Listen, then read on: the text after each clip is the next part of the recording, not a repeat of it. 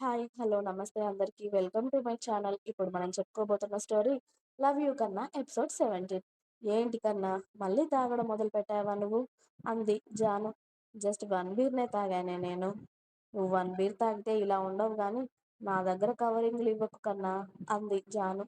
అబ్బా! నా బంగారానికి అన్నీ అలా తెలిసిపోతాయేంటో అంటూ జాను కింది పెదవిని పట్టుకొని లాగుతూ మిస్ అయ్యాను అన్నావు కదే! వచ్చి మంచి కిస్ ఒకటిచ్చి వెళ్ళాలి కానీ అన్ని వెధవ ప్రశ్నలు అడుగుతున్నావేంటే? ఆ? అన్నాడు కృష్ణ అతడి మ్యాన్లీ వాయిస్‌తో. నీకిప్పుడు కిస్ కావాలా? ఛీ! నువ్వు మందు తాగవు. నేనివ్వను పో అంది జాను. ఇవ్వను అంటే ఎలా? అన్నీ ఇప్పటి నుండి అలవాటు చేసుకోవాలి అంటూ కృష్ణ జాను నడుముని పట్టి కారు వెనక్కి లాగి ఆమె పెదాలని అతడి పెదాలతో ముడేస్తాడు. ముందు వద్దు అని గింజుకున్నా తర్వాత జాను కూడా ఆ ముద్దుకి రెస్పాండ్ అవ్వడం మొదలుపెట్టింది.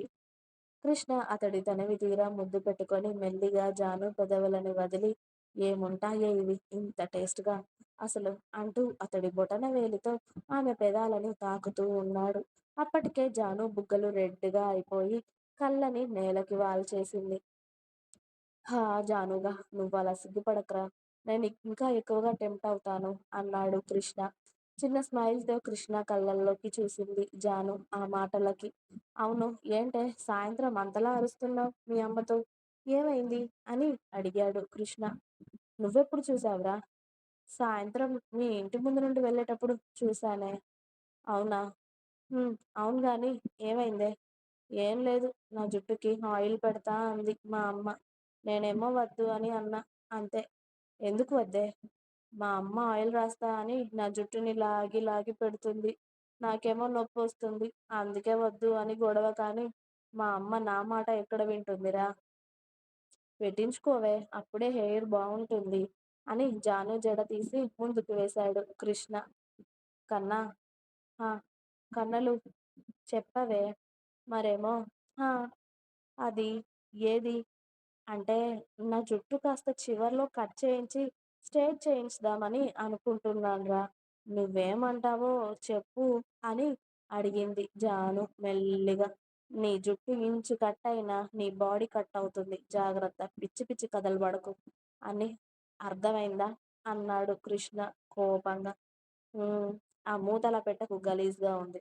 ఎంత బావుంటుందే నీ జుట్టు. దాన్ని కట్ చేస్తావా అంటావా మెంటల్ మొహందాన.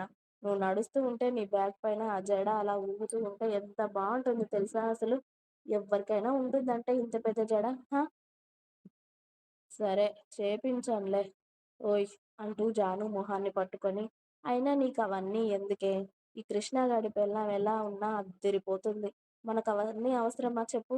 నువ్వెలా ఉన్నా కత్తిలా ఉంటావే నా పిల్ల అన్నాడు కృష్ణ. జాను ఫేస్‌లో హ్యాపీ స్మైల్ వచ్చేసి, కృష్ణ షర్ట్ పట్టుకొని లాగుతూ నిజమా కన్నా? అంది. ఆ! నిజమే. సరే మరి ఇక నేను వెళ్తాను అంది జాను. తిన్నావా? అని కృష్ణ జాను జుట్టుని సవరిస్తూ అడిగాడు.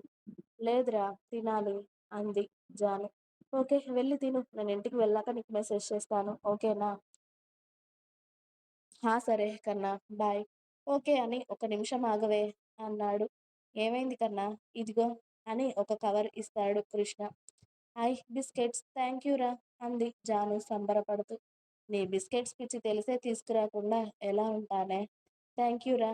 బాయ్. మరి ఓకే. బాయ్. ఇక వెళ్ళు. సరే అని జాను ఇంకా ఇంటికి వెళ్ళిపోయింది. కృష్ణ వెళ్ళి మళ్ళీ హరీష్ వాళ్ళతో జాయిన్ అయ్యాడు. ఏరా జాను వెళ్ళిందా? అని అడిగాడు శివ. ఆ! వెళ్ళిందిరా. పొట్టిదానికి భయం లేకుండా పోతుంది. రాత్రి అని కూడా చూడకుండా ఇప్పుడు వీడి కోసం పరిగెత్తుకొని వచ్చింది అన్నాడు శివ. ఆ పొట్టిది వీడిని చూడకుండా ఉండలేదురా. అంతలా జానుని మాయ చేశాడు వీడు అని అన్నాడు కిషోర్. మాయ కాదురా మంత్రం కాదు. మాయ కాదు, మంత్రం కాదు. దాన్ని ప్రేమ అంటారా ఎదవల్లారా అన్నాడు హరీష్. అంతేనంటావారా హరీషు? అంతేరా.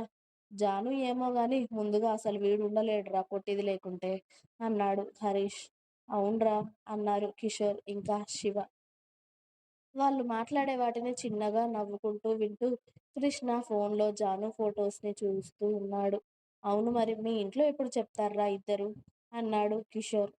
ముందు నువ్వైతే చేసుకోబే. ఆ తర్వాత నా పెళ్ళికి ప్లాన్ చేద్దాం అన్నాడు కృష్ణ. సరే బావ, ముందు నా పెళ్ళికి ధూమ్‌ధామ్‌గా ఎంజాయ్ చేశాక, ఆ తర్వాత నీ పెళ్లి ప్లానింగ్ చేసేద్దాంలే అని కాసేపు మాట్లాడుకొని ఎవరి ఇంటికి వాళ్ళు వెళ్ళిపోయారు. కృష్ణ ఇంటికి వెళ్ళి, అమ్మ అన్నం పెట్టు ఆకలవుతుంది అని వెళ్ళి హ్యాండ్ వాష్ చేసుకొని డైనింగ్ టేబుల్‌పై కూర్చొని అక్కడి నుండే సిరిని మ్యాచ్ పెట్టవే అన్నాడు కృష్ణ. అబ్బా! ఎప్పుడు క్రికెట్‌నే ఏంట్రా నన్ను కాసేపు సాంగ్స్ విననివ్వు అంది సిరి. అవును. ఇప్పుడు నువ్వు ఆ సాంగ్స్ అన్నీ విని నేర్చుకొని 'సూపర్ సింగర్స్' ప్రోగ్రామ్‌కి వెళ్లి పాడాలి కదా! అన్నాడు కృష్ణ వెటకారంగా. నీ ఎదవ అని స్పోర్ట్స్ ఛానల్ పెడుతుంది సిరి. జ్యోతి గారు కృష్ణకి భోజనం పెట్టుకు వచ్చి అతడు తింటూ ఉంటే గ్లాస్‌లో వాటర్ పోస్తూ నాన్న కృష్ణ అని పిలిచారు. ఆ! చెప్పమ్మా. మనకే ఇన్ని కార్లుండగా నువ్వలా డ్రైవర్‌గా ఎందుకు వెళ్ళడం చెప్పు నాన్న. మీ డ్యాడీ షాప్‌కి అయినా వెళ్ళి అక్కడ కూర్చోవచ్చు కదరా! అన్నారు. అంతే కృష్ణ తింటున్న ప్లేట్ నేలకి విసిరి కొట్టి, ఏంటమ్మా మీ సోది? కనీసం నన్ను అన్నమైనా ప్రశాంతంగా తిననివ్వరా? ఇప్పుడు నేను అలా వెళ్తే ఏమవుతుంది? నేనేం తప్పుడు పని చేయట్లేదు కదా! మన పనే కదా నేను చేసేది. నేను అలా చేస్తే మీకు విలువ తగ్గిపోతుందా? లేక నేను డ్రైవర్‌గా వెళ్తుంటే మీ కొడుకుగా చెప్పుకోవడం మీకు పరువు తక్కువగా ఉందా? చెప్పండి. అలా అయితే నేనే ఇంట్లో నుండి వెళ్ళిపోయి నా బతుకేదో నేను బతుకుతాను అని కోపంగా వాటర్ గ్లాస్ కూడా కింద విసిరేసి ఇంట్లో నుండి కృష్ణ బైక్ తీసుకొని బయటకి వెళ్ళిపోయాడు. ఇంకా ఉంది. మీకు నా స్టోరీస్ నచ్చినట్టయితే ప్లీజ్ లైక్ చేయండి, షేర్ చేయండి. కొత్త వాళ్ళందరూ సబ్స్క్రైబ్ చేయండి. Please subscribe my channel. Thanks for watching my video. By by. Please like, share and subscribe.